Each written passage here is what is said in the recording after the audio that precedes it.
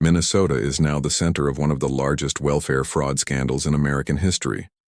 What began as scattered red flags inside the state's food and social programs has exploded into a sweeping criminal investigation, exposing a coordinated Somali fraud ring that prosecutors say siphoned off potentially billions of taxpayer dollars.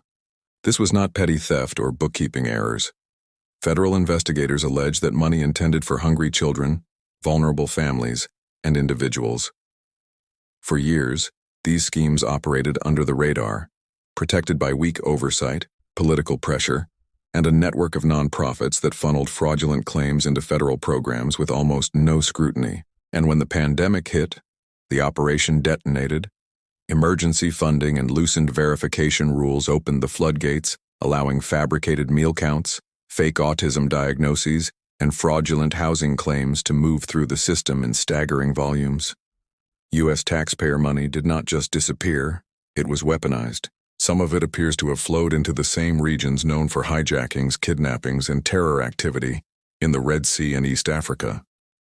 This scandal has now triggered indictments, whistleblower revolts, national security concerns, and political fallout reaching from Minneapolis to Washington. 78 defendants have been charged so far, but investigators say the full scope is still unknown. What was the scam? How did it operate? Who benefited?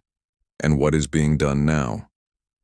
Hello, I'm Colin Heaton, former history professor, Army Marine Corps veteran, and welcome to this episode of Forgotten History.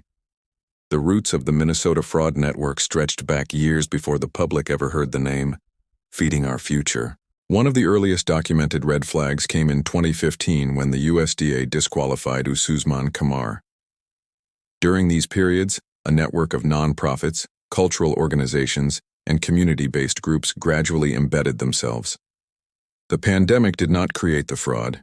It simply poured gasoline on a fire that had been quietly burning for years. As investigators followed the money, they discovered an entirely separate operation involving falsified autism diagnosis.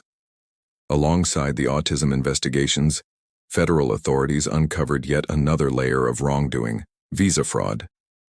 The investigation widened even further when federal prosecutors charged Mohammed Musnoura. As prosecutors dug deeper, they discovered that the Feeding Our Future scandal was only one arm of a much larger web of corruption. The scale of the Minnesota fraud scheme soon attracted national attention. As with most filings, federal prosecutors have charged 78 individuals across the various schemes. Within Minnesota, political pressure is intensifying. The scandal is far from over.